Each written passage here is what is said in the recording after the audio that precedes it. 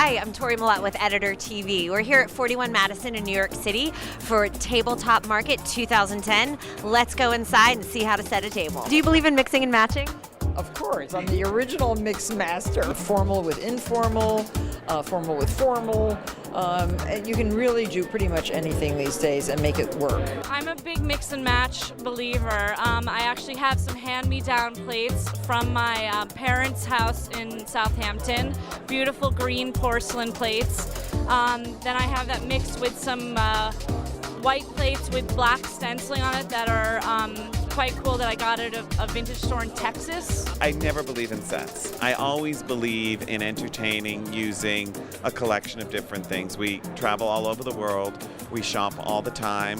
We buy, sort of silver in Paris and porcelain in England and something from a flea market mixed with 18th century, beautiful, amazing silver cups. I think that's what makes a table individual and unique. I tend to sort of buy not an entire grouping in one pattern, because then I like the idea of mixing different things together, whether it's sort of pattern on pattern on pattern. It all depends on what kind of dinner. Do you ever entertain with an entire suite of the same, or do you always mix it up? I can't keep enough things unbroken to entertain with the suite.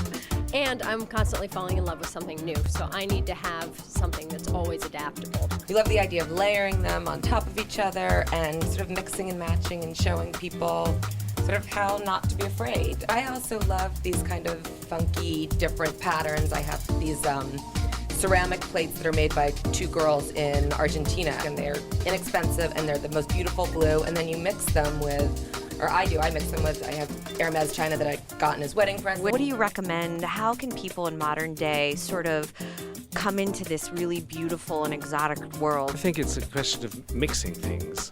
Basic plain white or plain white and gold, and then spruce it up with some really stunning decorative pieces. I'm a mixer and matcher. We travel a lot for work, and I travel a lot just because I love to travel.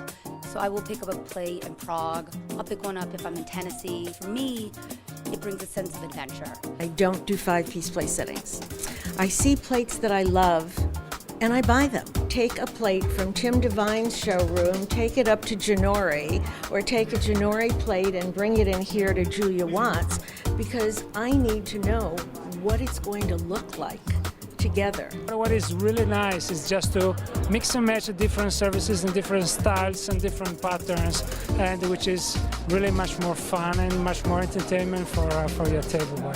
Do you mix and match your china at home when you entertain?